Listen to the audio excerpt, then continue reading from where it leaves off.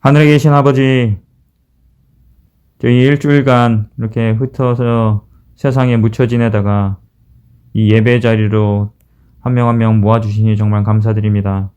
저희 이 바이러스가 창궐하는 기간에도 저희들 안전하게 보호하여 주시고 이렇게 예배를 드릴 수 있는 은혜를 허락하여 주시니 정말 감사드립니다. 저희 이제 말씀을 들을 때 하나님께서 하시고자 하시는 말씀 저희들 가슴속에 새길 수 있도록 도와주시옵시고 말씀들을 저희 통해 하나님의 음성을 듣는 귀한 은혜의 시간 될 수 있도록 저희에게 임재하여 주시옵소서. 말씀을 대언하는 송연호 목사님과도 함께 해주셔서 하나님께서 그 입술을 통하여 그 말씀이 전달될 때 저희의 심령을 울려주시옵시고 저희의 명철을 의지하여 깨닫는 것이 아니라 오직 성령님께서 그 많은 것을 깨달아 알 수 있도록 저희에게 은혜가 되는 시간이 될 수 있도록 도와주시옵소서. 저희 마치는 시간까지 저희들 피곤하지만 정말 모든 정성과 온 마음을 다하여 드리는 예배를 통하여 하나님께서 홀로 영광 받아 주길 바라오며 이 모든 말씀 사랑이 무한하신 예수님의 이름으로 기도드렸습니다.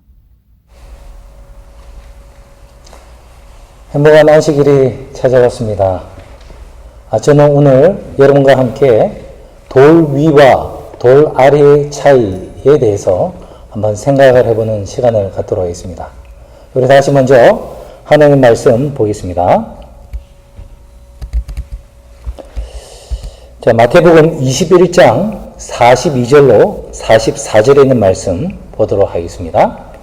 마태복음 21장 42절로 44절입니다. 예수께서 가라사대 너희가 성경의 건축자들의 버린 돌이 모퉁이의 머릿돌이 되었나니 이것은 주로 말미암아 된 것이요 우리 눈에 기이하도다 함을 읽어본 일이 없느냐. 그러므로 내가 너희에게 이르노니 하나님의 나라를 너희는 빼앗기고 그 나라에 열매 맺는 백성이 받으리라. 이 돌 위에 떨어지는 자는 깨어지겠고 이 돌이 사람 위에 떨어지면 저를 가루로 만들어 흩으리라 하시니. 이 말씀은 사실 이전에 예수님이 두 가지의 짧은 비유를 말씀해 주신 후에 이 본문의 말씀이 있습니다. 첫 번째 이야기는 두 아들의 비유입니다. 하나들, 큰아들은 아버지가 내일 포도원에 와서 일을 해다오 라고 했더니 예 아버지라고 대답은 잘 했는데 실제로는 가지 않았습니다. 근데 둘째 아들은 처음에 대답은 저 가기 싫습니다. 하기 싫어요 라고 대답을 하였는데 나중에 뉘우치고 포도원에 일을 하러 간 것입니다.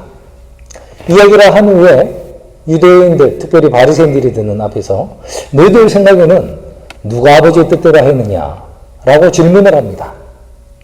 그러자 그 사람들은 당연히 둘째 아들이지요. 가긴 가서 일을 한 사람은 둘째 아들이니까 이렇게 얘기를 합니다. 그랬더니 예수님이 너희는 집무위원이 와서 회개하라고 하였고 나를 믿으라 하였는데 너희들은 나를 믿지도 않고 회개도 하지 않아야 했다. 그렇지만 너희들이 죄인이라고 손가락질하는 세리와 창기들은 죄를 회개하였고 나를 영접하였다. 그러니 세리와 창기들이 너희보다 먼저 천국에 들어갈 것이다 라고 말씀을 하셨어요. 먼저 천국에 들어간다. 먼저 되고 나중 되고 이 표현은 순서에 늦게라도 천국에 간다는 말씀이 아니라고 말씀드린 적이 있습니다. 그렇죠? 나중 된다는 것은 구원은 못 받는다는 말입니다. 이 얘기를 하시고 나서 또 다른 얘기를 했어요. 자, 여기서도 그들 스스로 그들의 운명에 대한 결정을 내리도록 예수님이 질문을 하십니다. 한 포도원의 주인이 있는데 멀리 이제 가게 되었다. 그래서 이 포도원을 농부들에게 세를 주었다. 그 세를 받기 위해서 종을 보냈더니 이 농부들이, 약한 농부들이 종을 죽여버렸다. 그러자 주인은 더 많은 종들을 보냈는데 이 악한 농부들은 그 종들도 다 죽여버렸다. 여러분 이쯤 되면 원래 보통 사람이라면 당장 그 악한 농부들을 심판을 하고 또 혼쭐을 내고 해야 되지 않겠습니까? 그런데 이 주인은 농부들에 대한 기대와 믿음이 아직 남아 있었어요. 그래서 자기의 마지막 카드, 자기의 사랑하는 아들 독생자를 보내기로 했습니다. 그런데 그 독생자, 그 주인의 마지막 화해의 제스처를 이 농부들은 어떻게 했습니까? 이야, 이 상속자가 왔네? 이 상속자를 죽이면 이 땅은 우리 것이 될 것이 아닌가 하면서 어리석은 생각을 하면서 아들을 죽입니다. 이야기를 한 후에 예수님께서 바리새인들에게, 유대 지도자들에게 그러면 주인이 이 악한 농부들을 어떻게 해야 되겠느냐 했더니 뭐라고 합니까? 당장 진멸해버리고 그 포도원은 세를 바칠 만한 다른 사람에게 줘야 합니다 라고 얘기를 해요. 그러자 그 얘기가 끝나자마자 예수님께서는 그래서 너희의 나라가 다 빼앗길 것이다. 그리고 다른 이에게 주어질 것이다 라고 유대인의 운명에 대한 이야기를 그들에게 내리시는 것입니다.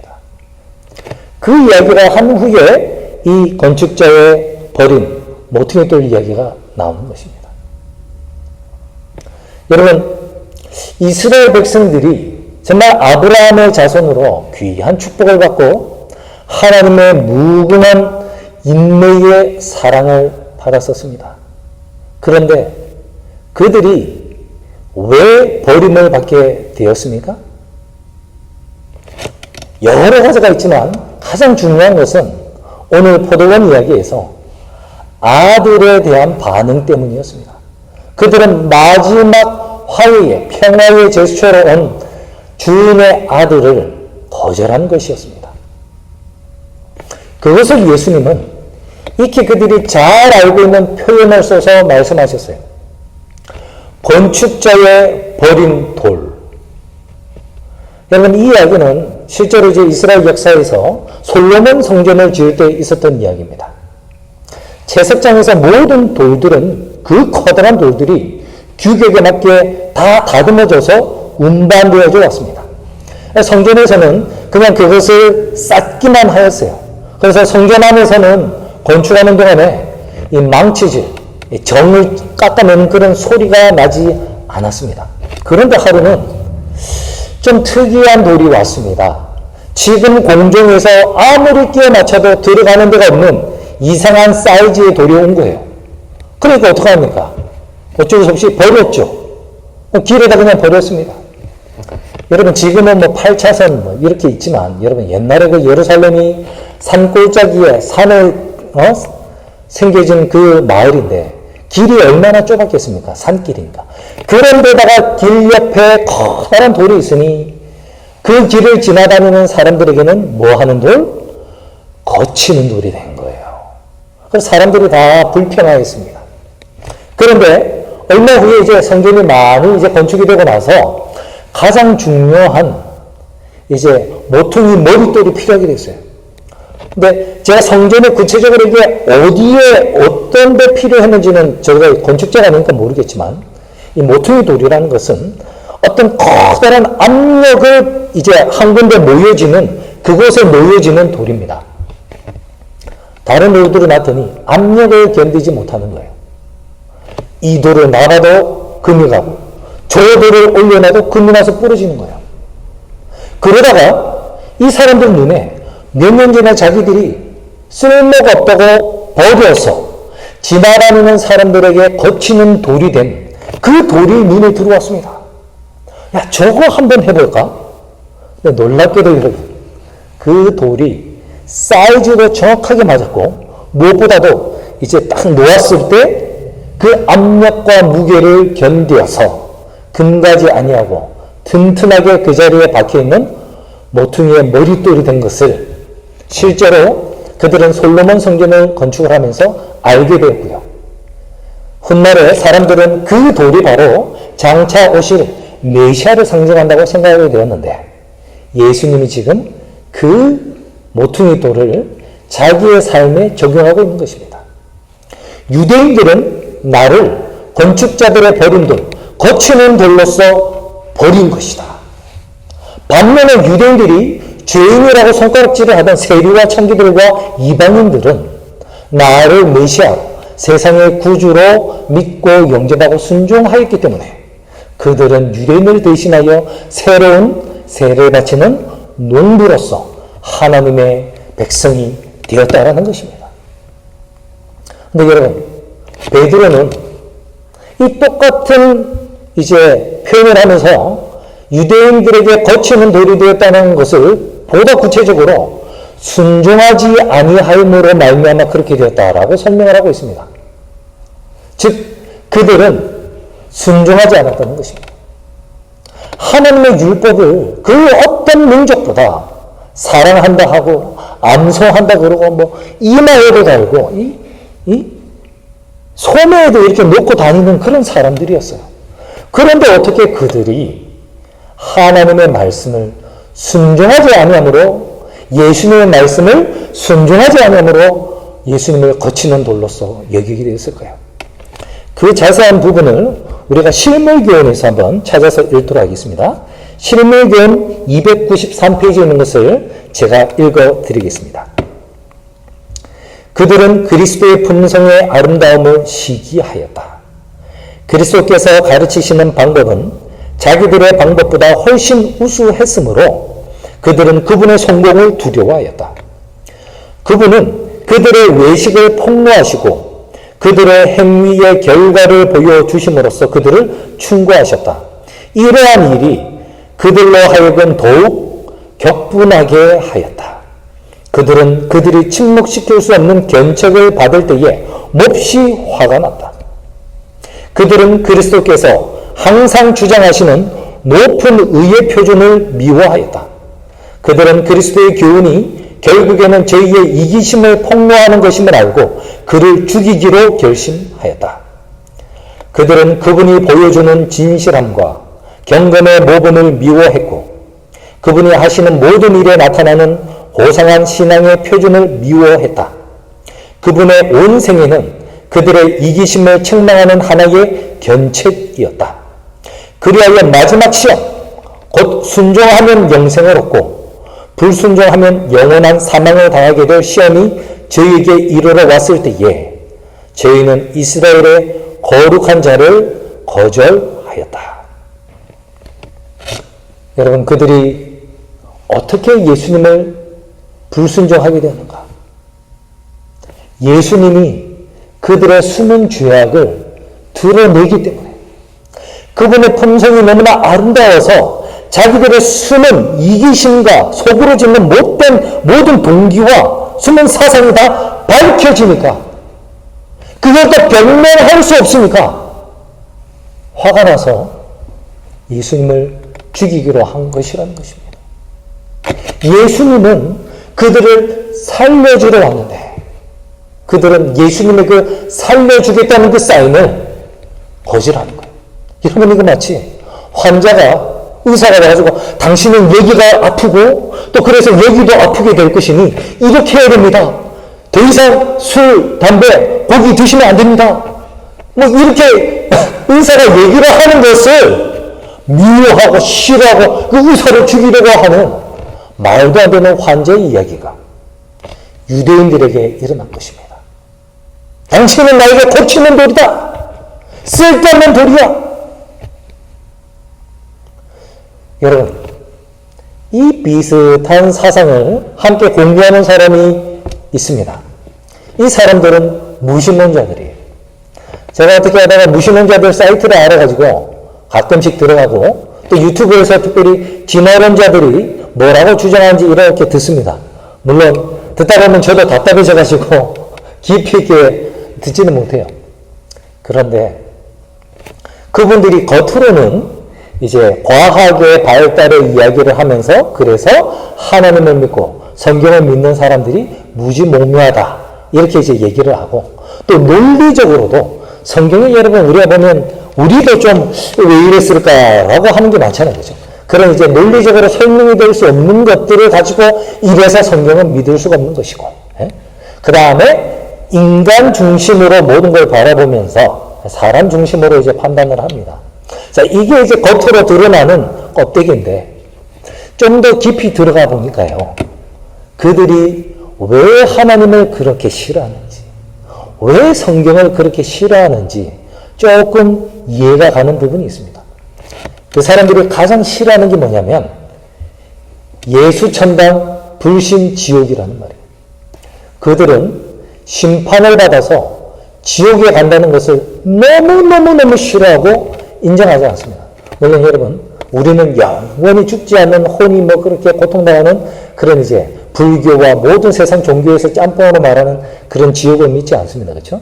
우리는 예수님 재림하고 나서 사람들이 죽고 천년기 후에 새하늘과 새 땅이 되기 직전에 모든 악인들과 이 지구가 다 불타는 그 지구의 그 잠깐 소멸되는 그 순간이 이 지구의 뭡니까 지옥이라고 우리는 설명을 하고 있습니다. 그렇죠? 그런데 사람들은 그냥 영원한 지옥으로 생각을 하니까 그 사람들은 그걸 너무나 싫어하더라고요. 그런데 왜 싫어하는가? 성경에 의하면 자기들이 죄인이고, 그래서 성경에 의하면 자기들은 지옥에 간다고 자기들이 인정을 하기 때문에 그런 거예요. 그런데 그게 너무 싫은 거예요. 그러면 성경 말씀대로 의하면 내가 심판을 받지 않고, 즉 지옥에 가지 하려면 내가 지금 하는 이 악, 이 죄들을 내가 멈춰야 되는데 그건 또 너무 싫은 거예요. 내 마음대로 하고 싶은데, 내 멋대로 살고 싶고, 내 정욕대로 살고 싶은데 그거를 하지 말라고 하는, 그것이 죄다, 너는 죄인이다 하는 그게 너무 싫은 거예요. 그런 면에서 유대인들이나 무신론자들이나 공통점이 있죠. 어느 순간에 나의 죄를 밝혀주는 그 말씀, 그 빛 앞에서 나는 그것을 거절하는 거예요. 여러분, 유대인들은 그래도 하나님이 예수님 인간의 모습으로 와서 직접, 그 진짜 100% 사랑을 다 보여줬는데도 그들은 거절했으니 뭐 할 말이 없지만, 이 무신론자들은 사실은 좀 불쌍하죠. 그 사람들 눈에는 저와 여러분 같은 그리스도인들이 하나님께 보내심을 받은 종들의 역할을 하는 것이고 그 아들의 역할을 하는 것인데, 우리가 완벽하지가 않잖아요. 우리 품성이 너무나 모나고 이기적이고 실수를 하니까 우리가 그들 앞에 가서 실수하고 그 사람들에게 상처를 줬더니 그 사람들이 우리 때문에 하나님을 더 미워하게 되지 않습니까? 그런 면에서라도 여러분 우리가 정말 하나님의 말씀을 잘 순종하고 우리의 품성이 그리스도처럼 닮아가야 하는 이유가 바로 거기 있는 거예요. 여러분 그런 면에서 유대인이나 무신론자들이나 이제 제7회 안식의 예수 재림 교인들이나 우리에게도 우리가 만약에 하나님의 율법을 온전히 순종하지 않으면 그 사람들이나 우리나 똑같으죠. 왜냐하면 성경에는 야고보에서 분명히 얘기를 하고 있죠. 온 율법을 지키다가 그 한 해에 거치면 모두 범한 자가 된다고 야고보서 2장에서 분명히 얘기를 했지 않습니까? 그래서 9개를 잘 지키다가 하나를 어긴 사람이나 아예 10개를 처음부터 안 지키는 무신론자들이나 하나님 보시기에는 똑같단 말이에요. 근데 제가 여기서 드리고자 하는 말씀은 여러분 우리가 참 율법을 지키는 게 챌린지가 되고 죄와 싸워서 이기는 게 쉬운 건 아니에요. 하지만은 제가 오늘 여기서 율법을 지키자라고 말을 할 때 제가 드리고자 하는 것은 알고 있는 죄는 짓지 말자라는 것입니다. 고범죄는 짓지 말자는 것이에요. 하나님은 우리가 받은 빛에 따라 판단을 하신다 그랬거든요. 내가 그게 정말 죄인지 몰랐을 때는 하나님 그 죄를 정시 않아요. 하지만 내가 이미 밝은 빛을 받고 이것을 하는 잘못이라는 걸 아는데도 불구하고 그것을 어기면은 그거는 큰 죄가 되거든요. 그래서 여러분 우리는요 성령의 도움이 있습니다. 하나님의 은혜가 있기 때문에 우리는 성경에 나온 사람들처럼 알고서 고의로 죄를 짓느니 차라리 내가 죽겠다라고 선택할 수 있는 그런 사도들의 고백을 할 수 있다고 저는 믿습니다. 그렇게 우리가 하나님의 말씀을 따라서 우리가 살아야 되는데요. 문제는 사탄이 우리로 하여금 어차피 하나님의 율법은 지키기가 어렵고 우리는 죄를 다 이길 수가 없고 어차피 인생은 좀 합리적으로 살아야 되고 이성이라는 게 있고 그런 게 있으니까 어느 정도 지킬 수 있는 건 지키고 못 지키는 건 어쩔 수 없는 거지. 이런 식으로 타협을 하는 생각을 우리에게 많이 넣어준 것 같습니다. 그래서 우리가 성경을 바라볼 때 우리가 성경의 이야기를 보면 이거는 마치 정말 픽션처럼 돼버린 거예요. 이야기 소설 같은 거예요. 왜냐하면 이 사람은 그렇게 살았는데 나는 그렇게 안 살아도 된다고 생각하기 때문에 그래요. 바로 여기에 성경에 나오는 그 사람들의 믿음은 그렇게 강해 보이고 지금 나의 삶은 이렇게 힘이 없어져 보이는 이유가 거기에 있습니다. 교회가 경건의 모양은 있는 것 같은데 경건의 능력이 없는 이유가 바로 거기에 있어요. 그건 뭐냐면 성경의 인물들의 삶과 똑같이 하나님 믿고 똑같이 성경을 이제 읽었던 사람들의 삶과 지금 우리의 삶이 너무나도 큰 괴리감이 있기 때문이라고 생각합니다. 이 사람들의 삶은 이런데 나는 그렇지 않은 거예요. 나는 그렇게 안 해도 된다는 생각을 하는 거예요. 그러니까 사람들도 무신론자들도 우리의 자녀들도 그러면 우리의 모습을 보면서 교회를 떠나는 것 아닐까요? 왜? 능력이 없습니까? 성경에는 뭐 이렇게 하고 저렇게 하고 막 믿음을 막 표출을 하는데 우리는 그렇게 하지 않으니까요. 누구는 딱 부딪히면 차라리 죽으면서 돼야 하는데 우리는 어쩔 수 없지 뭐 그래도 돼 라고 그냥 타협을 하거든요. 그러니까 아무런 하나님의 능력이 나타날 기회가 없는 거예요. 왜? 그걸 싸워서 이기면서 하나님 도와주세요. 다니엘이 사자 굴러가면서 기도할 때 하나님 능력으로 촥 사자 입을 막아주시면서 이야 이게 나오는데 우리는 만약에 그런 일이 있으면 어떻게 합니까? 막 감옥에 가더라도 죽을지라도 하나님 믿음을 지키겠습니다. 저를 도와주십시오. 막 기도하는 게 아니라 그래요? 그럼 어쩔 수 없네. 이분은 한 번은 어쩔 수 없네. 이렇게 타협을 하니까 역사가 능력이 나타날 일이 우리 삶에 없는 거 아니겠습니까? 그리고 우리는요, 실제로 좀 그렇게 하나님의 뜻대로 살고자 하는 사람, 하나님의 말씀대로 살고자 하는 사람, 그런 사람을 우리는 근본주의자, 극단주의자, 좀 더 나아가서 세상 사람들의 말로는 광신도라고 합니다. 근데 여러분, 얼마 전에 이런 일이 있었어요. 한 부부가 기독교인입니다. 자녀가 백혈병인가 뭐 병에 걸렸어요. 그럼 여러분 어떻게 됩니까? 병원에 가서 키 못 바꾸면 이렇게 해야죠. 그렇죠? 그런데 자녀를 병원에 안 보낸 거, 치료를 못 받게 했습니다. 왜냐하면 믿음으로 기도로 우리 자녀를 고칠 수 있을 것이다. 하나님이 고쳐주실 것이다. 라고 믿으면서 기도만 했어요. 그런데 그 자녀가 죽었어요. 그게 신문에 나왔습니다. 그러니까 사람들이 뭐라고 했겠습니까? 광신도. 부모가 직접 자녀를 죽인 건 아닌데, 치료받을 수 있는 기회를 뺏음으로 간접적으로 죽게 했다. 뭐 이런 거 아니에요. 그렇죠? 근데 여러분, 만약에 여러분 주위에 어떤 사람이 기도하는데 하나님이 갑자기 내 아들을 제물로 바치라 그랬다고 하면서 아들을 막 죽이려고 막 이렇게 하는데 경찰에 와서 탁 제지해가지고 그게 신문에 나왔다고 한번 해봅시다. 여러분, 그 사람을 뭐라고 부르겠어요? 그 사람은 자기가 기도하다가 하나님이 아들을 죽이라 그랬다는 거예요. 광신도라고 하지 않겠습니까? 근데 여러분, 이게 누구 이야기예요? 아브라함 이야기입니다.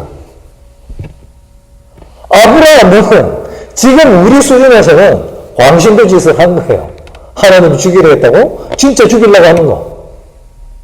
그런데 성경은 그걸 가지고 아브라함의 믿음이라고 얘기를 하고 있거든요. 여러분, 결혼을 했는데 자녀가 없어요. 그러면 하루 종일 교회에 와서 울면서 맨날 기도하는 여자가 있다고 생각해 봅시다.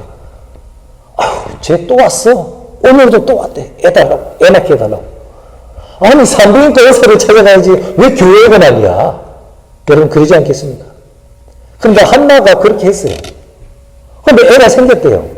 그런데 뭐라고 하냐면, 내가 하나님께 약속을 했으니 약속을 지켜야 된다 하면서 애 제줄 때가 나서 아장아장 건너면 몇 살쯤 됐을 때 그냥 교회에다가 얘를 이제 성직자로 바치겠습니다 하고 그렇게 간절히 바라던 아들을 하나님께 드리고 진짜 갚버린 거예요. 너무 극단적인 신앙 아닙니까? 부모로서, 엄마로서 자녀에게 해야 할 의무를 하나님께 대한 소원을 지킨다고 하면서 하는 너무 극단적인 신앙 아닙니까?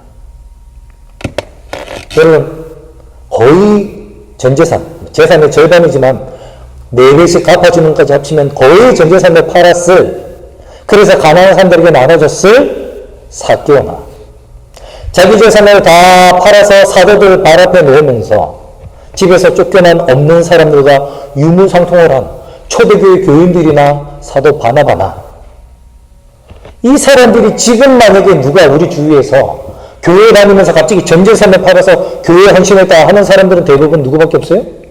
이단에 빠진 사람들밖에 없거든요. 지금 우리는 그런 사람들을 아유, 이단에 빠졌구나 이렇게 얘기를 합니다. 광신도가 됐다고. 그런데 초대교회 교인들은 다 광신도였어요. 우리 기준에 의하면. 여러분, 그렇지 않습니까? 히브리 11장에 나오는 모든 믿음으로 뭘 했다는 사람들, 지금 우리 수준으로는요, 광신도입니다. 극단적인 신앙을 한 사람들이에요. 그런데 성경은 그게 믿음이라고 얘기를 하고 있단 말이에요. 그러면 누가 맞습니까? 우리 수준이 너무 낮아진 거죠.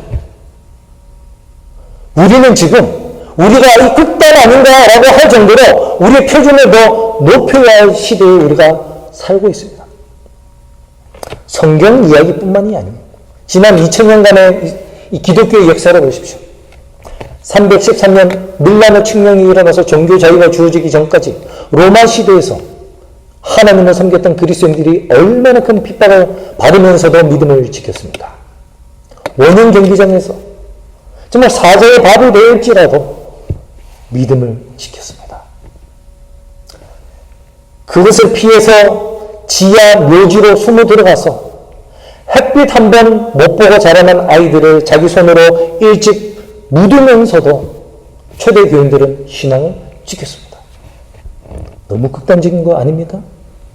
중세시대에 자유로운 상태에서 자기 자국어로 자기들이 성경 보고 마음대로 하고 싶어서 깊은 알프스 산맥에 들어가서 동굴에서 조용히 예배드리다 그 쳐들어온 가톨릭 군대에 의하여 그 동굴 입구에 불을 질러서 연기가 나갖고 여우 굴에서 여우 잡듯이 토끼 잡듯이 그렇게 콜록콜록하면 나오면 다 죽임을 당한 그 많은 와일드앤스파 사람들은 너무나 극단 아니었습니까?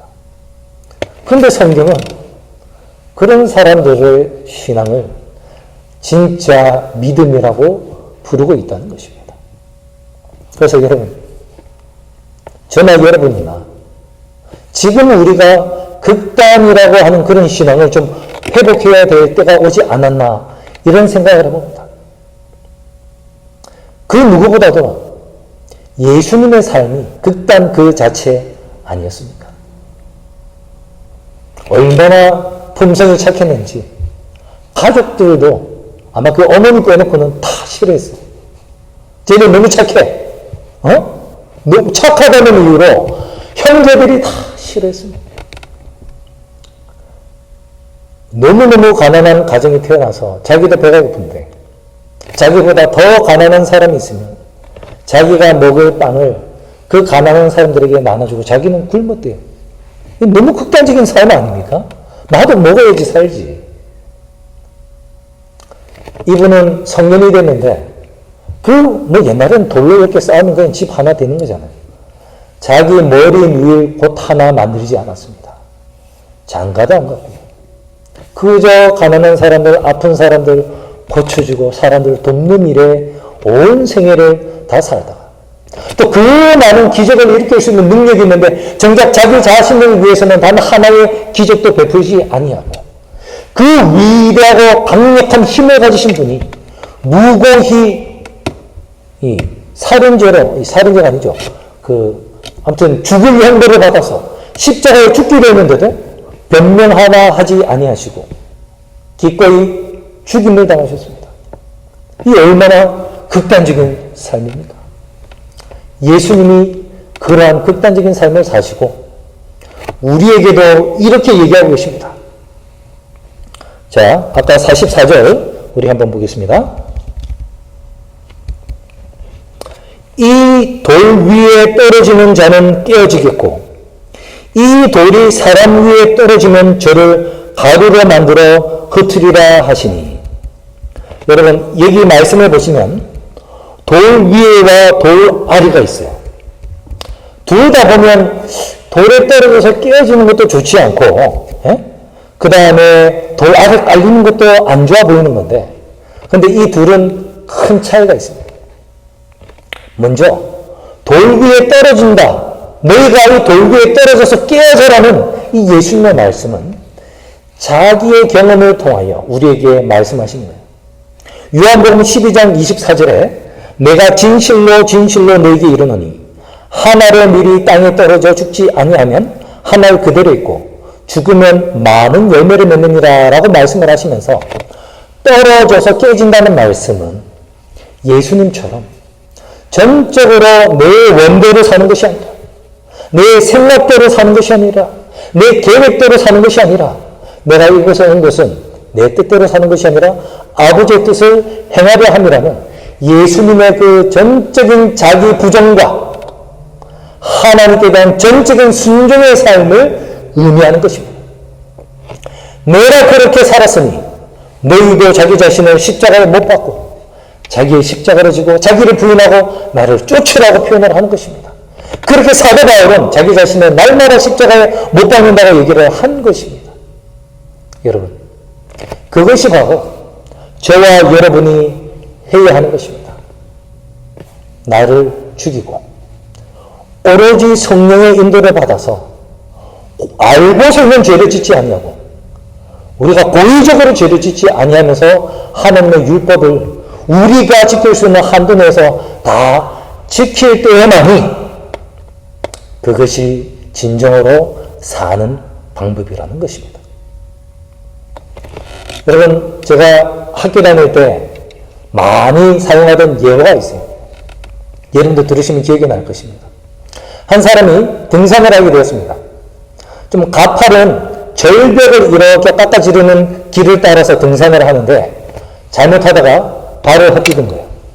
그래서 그 먼 낭떠러지로 떨어지게 되었습니다. 급하게 막 잡으려고 하다 보니 오늘 절벽에서 자라고 있던 소나무 하나, 가지를 하나 딱 잡게 되었어요. 아유, 그걸 잡고 이제 젖먹던 힘을 다하여 붙잡고 안 떨어지려고 하고 있었습니다. 좀 있다가 구조대가 왔어요. 그런데 자기 생각에는 구조대가 위에서 줄을 타고 이렇게 내려와서 자기를 구원할 줄 알았더니 구조대의 소리가 밑에서 나는 거예요. 그래서 밑에서 뭐라고 하냐면 손을 놓으세요! 이러는 것입니다. 아니, 이걸 내가 어떻게 된 거야? 내가 죽을 것인데. 그래서 아까부터 막 팔이 저리고 아파 죽겠는데도 내가 젖먹던 힘을 다하여 지금 붙잡고 있는데 안 떨어지려고, 안 죽으려고 붙잡고 있는데 밑에서는 뭐라 그래? 손을 놓으세요. 그러면 삽니다. 이래. 아니, 내가 이걸 놓으면 죽는데 어떻게 산다는 말인가? 아래를 보세요. 아래를 봤더니 한 2m 정도 아래에 또 다른 등산로가 이렇게 놓여져 있었습니다. 그러니 떨어졌을 때 그것이 낭떠러지로 떨어지는 것이 아니라 바로 또 다른 등산로 밑으로 떨어지는 것이었던 것입니다. 그런데 자기는 그거를 떨어지면 죽을 줄 알고 그 나무를 붙잡고 있었던 것입니다. 여러분, 이 세상의 상식은 그거 놓으면 너 그거 떨어지면 죽는다. 떨어지지 마. 너 자신을 포기하고 네가 하고 싶은 대로 안 하고 할 말 안 하고 하나님 시켜준 대로만 살고 섬기고 그런 삶을 산다고 야 그러면 죽어. 이 세상은 그렇게 얘기를 하는데 예수님은 아니야. 떨어져서 죽어야 네가 살 수 있어. 그런 이 세상에서 잡고 있는 그것들을 놓아라. 네가 여기서 그걸 꽉 잡고 있으면 너는 세상과 함께 죽게 될 것이다. 나중에 네가 그걸 잡고 있으면 나중에 이 돌이 너 위에 떨어져서 너를 가루로 만들어서 흩어버리게 될 거야. 돌 위에 떨어져서 깨어져라. 이렇게 말씀하고 계시는 것입니다. 여러분, 이 세상의 상식은 떨어지면 안 된다고 하고 이 세상의 상식은 높은 데로 계속 가라고 합니다. 이 세상의 상식은 넓은 길로, 넓은 문으로 가라고 합니다. 하지만 예수님의 가르침은 밑으로 내려가라, 떨어져서 깨어지라고 하고 다른 사람을 섬기라고 말을 하고 있는 것입니다. 그게 지금 우리의 눈에는 너무나 극단적으로 보이고 너무나 어둡게 보이지만 그래야만이 우리가 살 수 있습니다. 우리가 전적으로 하나님께 굴복하지 아니하면 결국에는 우리에게도 하나님의 말씀은 계속해서 그거를 이루지 못하는, 따르지 아니하는 우리에게 가시처럼 자꾸 송곳처럼 우리를 찌르기 때문에 결국에는 우리도 예수님을 싫어하게 될 거예요. 왜냐하면 내가 죄가 졌다는 것을 계속 너 죄졌어, 죄졌어, 죄졌어 라고 얘기를 하니까 결국에는 우리도 이것을 잔소리로, 듣기 싫은 소리로 귀를 막고 제발 없어져 버려 이렇게 하는 상태에 이르게 된다는 것입니다. 하나님 말씀에 전적으로 순종하지 아니하는 사람은 결국에는 그 말씀이 우리의 거치는 돌로서 우리가 거절하게 될 수밖에 없다는 것을, 그것이 운명임을 여러분이 기억하셔야 되는 거예요. 그래서 사랑하는 성도 여러분, 우리가 오늘 다시 한번 하나님의 말씀을 따라, 우리 예수님의 모범을 따라 우리가 이 돌 위에 떨어지도록 한번 해봅시다. 그래서 우리 스스로 할 수 없어요. 그래서 예수님이 떨어지라고 그러는 것 같아요. 여러분, 떨어지는 게 사실은 쉽지 않거든요. 누구든지 여러분 절벽에 세워놓고 떨어지고 하면 떨어지려고 하는 사람 있습니까? 안 떨어지려고 막 발버둥 치잖아요. 그렇죠? 그래서 예수님이 떨어지라는 표현을 한 것 같아요. 아무도 떨어지는 걸 원하지 않습니다. 하지만 예수님께서 모범을 보여주셨어요. 그리고 우리를 따르라고 합니다. 그게 실제로는 세상 사람들 눈에는 죽는 것처럼 보이지만 그게 실제로 죽는 게 아니라는 것을 예수님이 보여주셨잖아요. 예수님은 죽으셨는데 부활하셨잖아요. 사람들 눈에는 완전히 루저가 되고 죽었다 했는데 그게 아니었어요. 예수님은 부활하셨습니다. 그런 것처럼 지금 내가 한번 양보하고 지금 내가 한번 참고 지금 내가 한번 섬기면 세상 사람들은 에이 저 사람 성질 많이 죽었네 야야 쟤 아무것도 아닌가 봐 이렇게 우습게 얘기할 수도 있지만 또는 사람들이 오 저 사람은 정말 내가 인정하는 진짜 예수 믿는 사람이야. 교회 다니려면 저 사람 다니는 교회를 다녀야 돼 라고 산 사람이 될 수도 있습니다. 여러분은 돌 위에 떨어져 깨지는 사람이 되겠습니까? 돌 아래 떨어지는 돌이 내 위에 떨어지는 그런 경험을 하기를 원하십니까? 에베소서에 의하면 우리가 돌 위에 떨어지면요 그 사도들의 터와 선지자들의 터 위에 예수님이 모퉁이 돌이 되어서 우리가 그 가운데 서로 연결되어 성전을 이루어가는 하나님의 백성이 될 것이라고 약속을 하셨습니다. 여러분 그러니 우리가 돌 위에 떨어져야 함이 맞지 않겠습니까? 그렇게 되기를 간절히 바랍니다. 제가 그렇게 되기 위해서 좀 프랙티컬한 소개를 하나 해드리겠습니다. 지금 사실은 좀 전에 계속 알람이 울렸는데요. 그 알람 중에 하나가 뭐냐면 제가 요즘 하루 3번 물론 다른 일로도 알람이 많이 있지만 반드시 특별한 목적을 위해서 알람이 3번을 제가 울리게끔 해놓았습니다. 여러분들 대부분 이제 핸드폰 있으시니까요. 여기 가보시면 이제 알람을 설정하는 게 있습니다. 이 알람에서 여러분이 하루 3번을 지정을 하시는 거예요. 좀 한가로울 때, 좀 내가 이제 너무 나태해지기 쉬운 그런 시간, 9시나 10시, 오후 한 2시, 그 다음에 저녁 한 7시, 8시쯤을 여러분이 편하신 대로 하시는 거예요. 3번 합시다. 왜냐면은 다니엘이 하루 3번 경험했잖아요. 기도했잖아요. 그렇죠? 다니엘은 정말 우리가 볼 때 극단적인 신앙을 하면서도 완전한 삶을 살았단 말이에요. 그런 삶을 우리도 살아보기 위해서 우리가 3번 기도하자는 것입니다. 3번 알람이 울릴 때 그때 여러분 알람 이름을 성경절에 적으셔도 되고요. 그냥 기도 또는 기억절 이렇게 적으셔도 됩니다. 여러분의 삶에서 가장 사탄에게 유혹을 잘 받으시는 것, 또 내가 좀 극복하고 싶은 품성에 관해서 그와 관련된 성경 구절을 여러분이 정하십시오. 잘 모르시면 저에게 또 최 목사님에게 문의하시면 저희가 알맞은 성경절을 알려드리겠습니다. 그러면 하루에 3번 알람이 울릴 때 여러분은 그 성경으로 가서 그 성경 구절을 읽는 거예요. 한 절이라도 괜찮고 한 챕터라도 괜찮습니다. 그래서 그게 단순히 1분 안에 끝날 수도 있고요. 10분이 돼도 괜찮아요. 하지만 분명한 것은 똑같은 성경 말씀으로 내가 성령께 간절히 간구하여 내가 변화되고 내가 맺히기를 원하는 그 품성에 관련된 그 성경 구절을 우리가 읽고 명상하고 그 순간에 기도를 하루에 3번을 하면 전혀 안 하고 멍하게 살다가 우는 사자처럼 삼킬자를 찾는 사탄에게 유혹을 받을 때와 하루에 3번씩 짧게 1분이라도 그 성경 말씀을 읽고 기도하고 맞아. 오늘 하루도 조심해야지.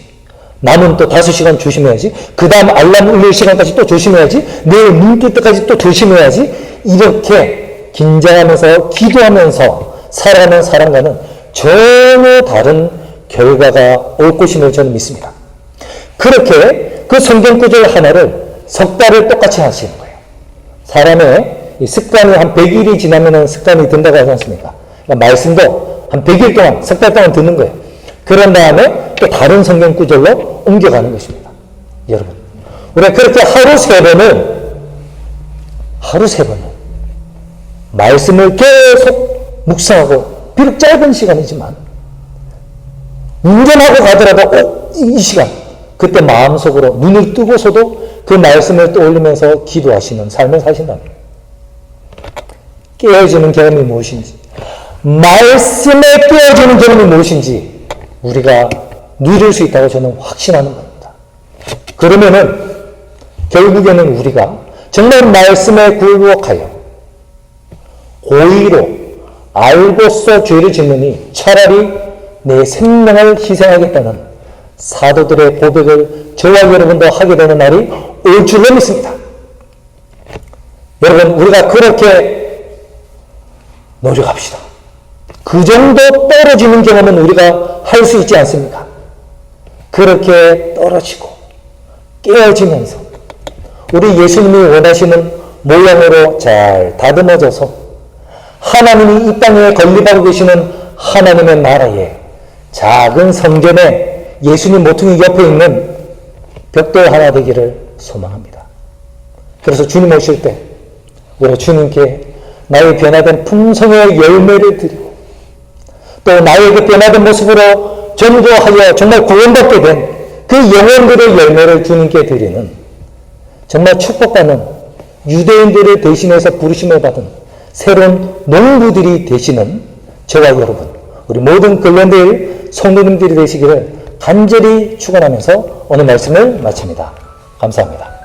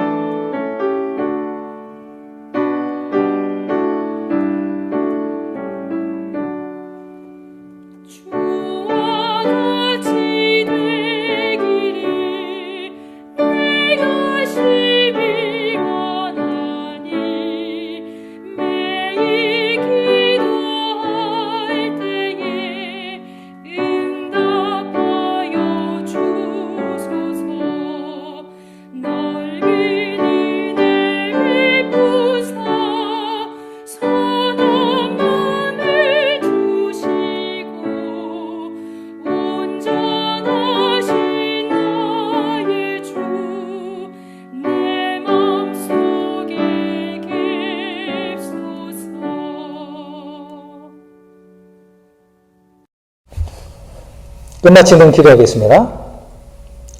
아버지 하나님, 말씀 위에 떨어지길 원합니다. 반석되시는 예수님 위에 예수님 본받아 떨어지고 깨어져서 주님 원하시는 모양대로 꼴지워지길 원합니다.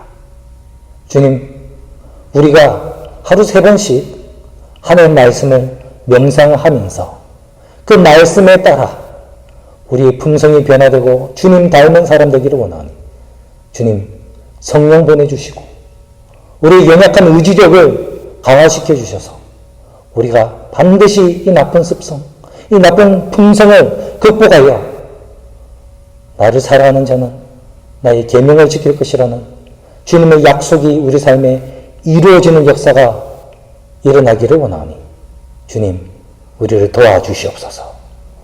그렇게 깨어져서 떨어져서 죽기를 결심하는 주의 백성들에게 주님 안에서 살아나는 경험이 무엇인지, 주님 안에서 산자가 되는 것이 무엇인지 주님께서 알게 해주시는 귀한 축복받기를 간절히 바라면서 이 모든 말씀 우리를 위해 먼저 하늘의 밀이 되셔서 이 땅에 떨어져서 죽으셨던 우리 구주 예수 그리스도 이름 받들어 간절히 기도합니다.